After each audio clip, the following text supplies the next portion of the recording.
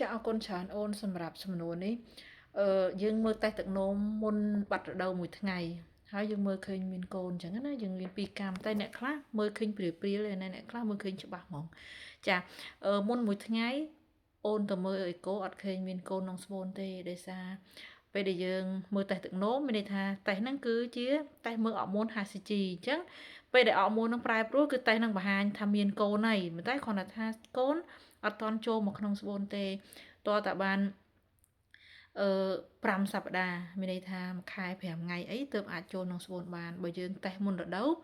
គឺយើងអាចដឹងថាមានកូនពិតមែនប៉ុន្តែកូនគឺអត់ទាន់ចូលក្នុងស្បូនទេអញ្ចឹងអូនមិនបាច់ទាន់ទៅមើលទេរងចាំឲ្យលើស4-5ថ្ងៃសិនមានន័យថាលើសរដូវ4-5ថ្ងៃសិនចាំយើងទៅមើលចុះពេលដែលយើងទៅមើលភ្លាមអញ្ចឹងយើងមើលអត់ឃើញដល់យើងបារម្ភទេប៉ុន្តែសួរថាវាអាចនឹងចូលក្នុងស្បូនអត់គឺអាចចូលប៉ុន្តែគ្រាន់តែថាយើងត្រូវតាមដានបន្តទៀតបើ5សប្តាហ៍អូនមើលទៅអត់មានចូលក្នុងស្បូនអញ្ចឹងអូនត្រូវបន្តទៅមើលម្ដងទៀតនៅសប្តាហ៍ទី6អញ្ចឹងណាអញ្ចឹងយើងតាមដានឲ្យជាប់លាប់បន្តិចចាអរគុណច្រើនសម្រាប់សំណួរនេះចា